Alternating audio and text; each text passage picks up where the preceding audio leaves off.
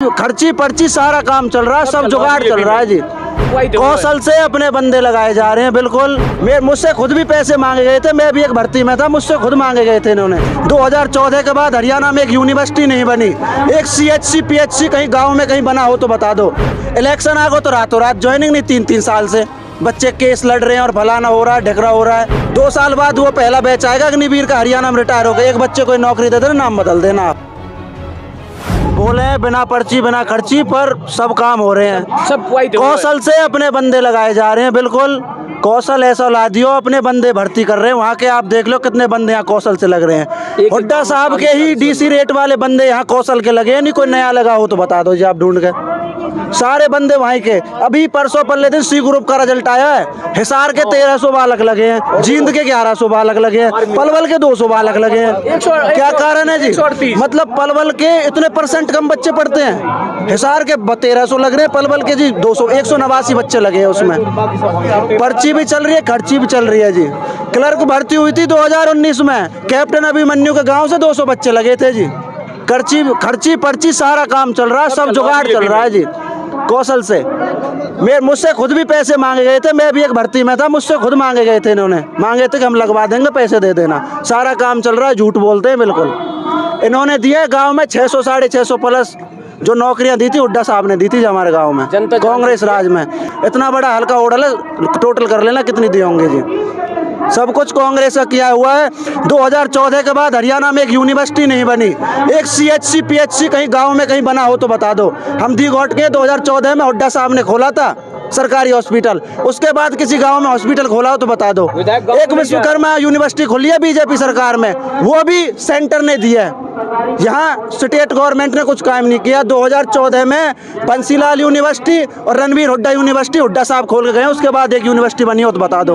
एक यूनिवर्सिटी नहीं, एक कॉलेज नहीं, और ना ही एक भी CHC PHC, और एक भी हमारे हल्का में गांव 12वीं तक किया हो 10वीं का तो बता दो। हुड्डा साहब 2 या 3, ये उदयभान जी 2 या 3 तो हमारे वहाँ करके गए थे जी। पेगोड़ किया था, दिगोट किया था।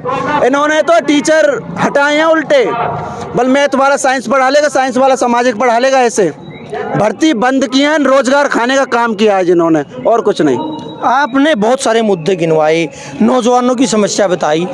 क्या लगता है हरियाणा का जो नौजवान है, हरियाणा का जो यूथ है, वो राम मंदिर या राष्ट्रवाद के नाम पर वोट देगा या रोजगार के नाम पर? 1 साल रह रहा है जी, रोजगार पे एक वोट नहीं मांगेंगे, सिर्फ राम मंदिर पे मांगेंगे, और हमने 80 लाख ने कोटा दे दिया उस पे मांगेंगे जी।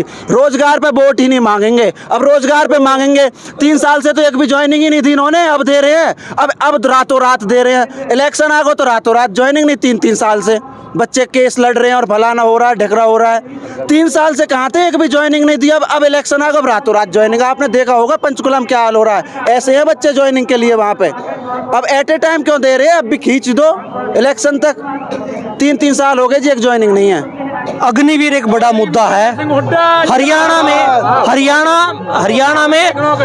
में हर साल 5,500 बच्चे फौज में भर्ती होते थे। अग्निवीर आने के बाद ये संख्या सिमटकर 900 रह गई है। इस बात का हरियाणा के चुनाव पर असर पड़ेगा? इसको एक असर पड़ेगा जी। अग्निवीर ला के ना युवा को भविष्य खराब कर दिया। प्लस में एक बात और कह रहे हैं, हम युवाओं आ जाएंगे, जब वो फौज से रिटायर होके आ जाएंगे 4 साल में हम उनको रोजगार देंगे। हुड्डा साहब रोजगार देते, जो फौजी आता था रिटायर, उनको सरकारी पुलिस में लगाते थे। मैं आपसे चैलेंज करता हूँ, 2 साल बाद वो पहला बैच आएगा अग्निवीर का, हरियाणा में रिटायर हो गए। एक बच्चे को नौकरी दे देना, नाम बदल देना। आप एक बच्चे को भी नौकरी दे दें अग्निवीर को, उनको कुछ भी नहीं मिल रहा, वहीं नहीं मिल रहा, यहाँ को कौन दे देगा जी? वे ही ना दे रहे जिनने भी ले रखे फौज में। बिल्कुल झूठ। राम मंदिर पे वोट मांग रहे हैं और कोटा पे वोट मांग रहे हैं, जो और कोई। आपका जो वर्तमान विधायक है उसने कोई काम किया? वर्तमान विधायक पिछले 5 साल में 5 बार गांव में न आयो जी। कृष्ण पाल के साथ गांव में आवे, MP के साथ, वो भी अपने फायदा के नहीं हो जी। और 10,000 वोटर को गाँव में जी हमारा सिर्फ अपने फायदा के लिए आता है, बस और कुछ नहीं। तो इलेक्शन अब आया था परसों, तो इस इलेक्शन में किसको वोट देंगे? उदयभान जी को वोट देंगे जी। हम तो उदयभान जी को देते हैं और उदयभान जी को देंगे जी वोट। बहुत बहुत शुक्रिया।